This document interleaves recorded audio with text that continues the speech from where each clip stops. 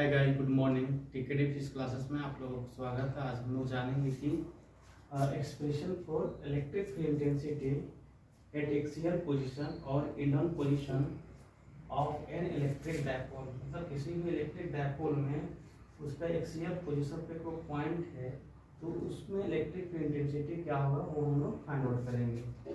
क्या है expression for electric field intensity at the axial position or inner position of an electric dipole। चलिए देखते हैं। Consider an electric dipole consisting two charge plus q and minus q which is separated by a distance d। Suppose मान लेते हैं ये क्या है, electric dipole है ना। इलेक्ट्रिक डायपोल है जिसमें दो चार्ज होता है। हम लोगों ने पिछले क्लास में देख चुका है कि प्लस क्यू चार्ज और माइनस क्यू चार्ज। एक इसको स्मॉल डिस्टेंस से हम लोग सेपरेट करते हैं, डिस्टेंस को डी बोल रहे हैं। और एक पॉइंट पी हम लोग यहाँ मान लेते हैं किसी एक्सियल पोजीशन पे या इंडोन पोजीशन पे। अब इस डायपोल के सेंटर ऑफ द डायपोल और इस पॉइंट के बीच का डिस्टेंस क्या है वो आर मान लेते हैं।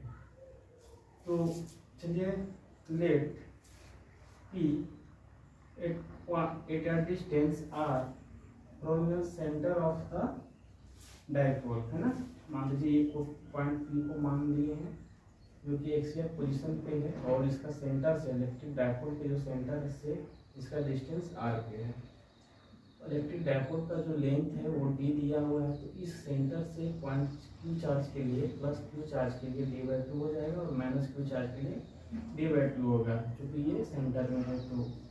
तो जानेंगे कि इलेक्ट्रिक फील्ड इंटेंसिटी एक point P due two plus Q charge, मतलब इस पॉइंट पे इस चार्ज की वजह से इलेक्ट्रिक फील्ड इंटेंसिटी क्या होगा वो फाइंड आउट करेंगे। तो इस चार्ज की वजह से E1 इलेक्ट्रिक फील्ड होगा और इस चार्ज की वजह से E2 इलेक्ट्रिक फील्ड होगा। तो यहाँ पे जो नेट इलेक्ट्रिक फील्ड का जो डायरेक्शन होगा ये इस डायरेक्शन होगा। क्यों कि जो इलेक्ट्रिक फील्ड का जो डायरेक्शन होता है वो हम लोग जान चुके हैं इन डायपोल में वो नेगेटिव चार्ज से टू पॉजिटिव चार्ज की ओर होता है। तो देखेंगे कि प्लस क्यू चार्ज की वजह से इस पॉइंट पे इलेक्ट्रिक फील्ड इंटेंसिटी क्या है। तो E1 = 1/4 pi epsilon naught q r - d/2 का होल स्क्वायर है ना। ये हो गया पॉइंट पे प्लस क्यू चार्ज की वजह से। तो यहाँ देखिए टर्म आया है r - d/2। तो r - d/2 क्या होगा, ये टोटल r है। तो यहाँ से निकालना है ना मेरे को, यहाँ से यहाँ ना। तो r - d/2 करेंगे तो यहाँ का डिस्टेंस मेरे को निकल जाएगा r - d/2। यही तो डिस्टेंस मेरा निकल जाएगा इस पॉइंट का, वही मैंने यहाँ पे लिखा है। अब देखेंगे electric field intensity 8 point P due to negative charge, मतलब इस चार्ज की वजह से इस पॉइंट पे इलेक्ट्रिक फील्ड इंटेंसिटी क्या हुआ है। E2 = 1/4 पाई एप्सिलॉन और q = r + d/2। तो r + d/2 दैट मीन्स यहाँ तक r है। अब मेरे को यहाँ तक लेना है तो r + d/2 हो जाएगा। ये मतलब यहाँ से लेकर के यहाँ तक का डिस्टेंस जो होगा r + d/2 हो जाएगा है ना। ये टोटल यहाँ से यहाँ तक का डिस्टेंस r + d/2, ये तो मैंने यहाँ लिख रखा है।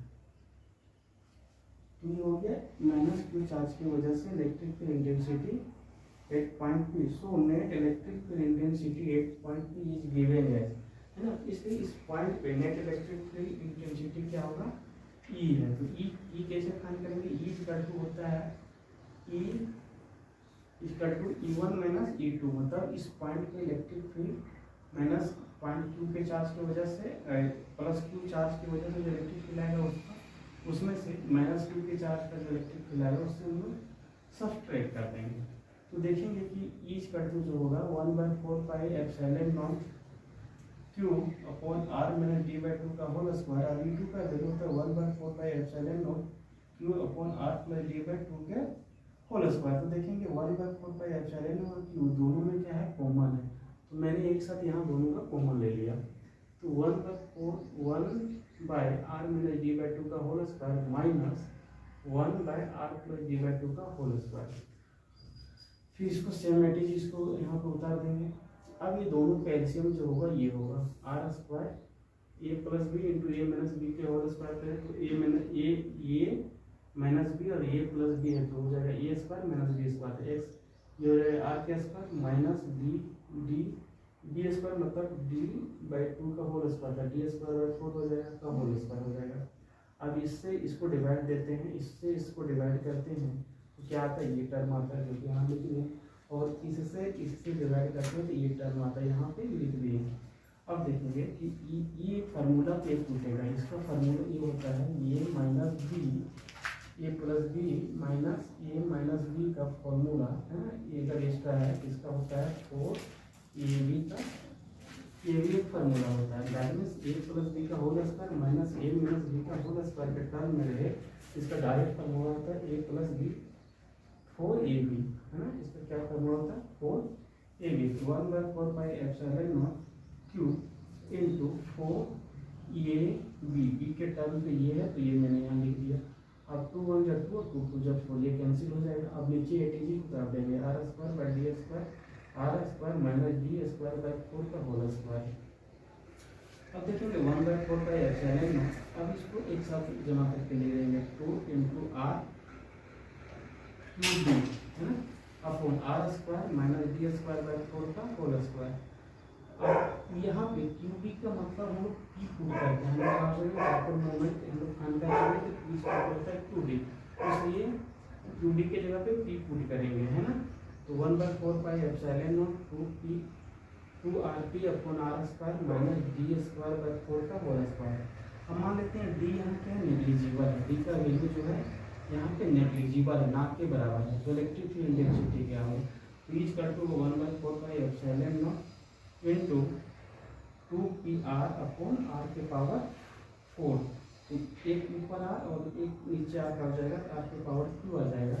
तो इसलिए यहाँ पे इलेक्ट्रिक फील्ड जो होगा वो क्या होगा 1/4 pi epsilon not 2p upon r, ये जो होगा इलेक्ट्रिक फील्ड इंटेंसिटी एक एक्सियल पोजीशन पे होगा, एक्सियल पोजीशन पर या इंगल पोजीशन ऑफ द डायपोल। यही फाइनल मेरा एक्सप्रेशन है इलेक्ट्रिक फील्ड इंटेंसिटी का of dipole eight axial position या इनवर्स पोजीशन पे।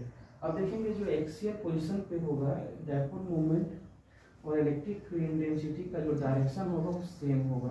क्या होगा, जो डायपोल मोमेंट और इलेक्ट्रिक फील्ड इंटेंसिटी जो होगा दोनों का डायरेक्शन क्या होगा, सेम होगा, सेम डायरेक्शन में होगा। तो अगर ये एक्सप्रेशन आप लोगों को समझ में नहीं आया होगा तो इनको एक बार फिर से देखेंगे। इससे पहले मैंने 2 या 3 लेक्चर करा रखा है, उसमें बताया है कि इलेक्ट्रिक फील्ड क्या होता है, इलेक्ट्रिक फील्ड इंटेंसिटी क्या है, कूलम्ब्स लॉ क्या है, इलेक्ट्रिक डायपोल क्या है, इलेक्ट्रिक डायपोल मोमेंट क्या है। उसको पहले देखने के बाद अगर आप इस लेक्चर को देखेंगे तो बहुत अच्छा से समझ में आएगा, है ना। Thank you, have a nice day.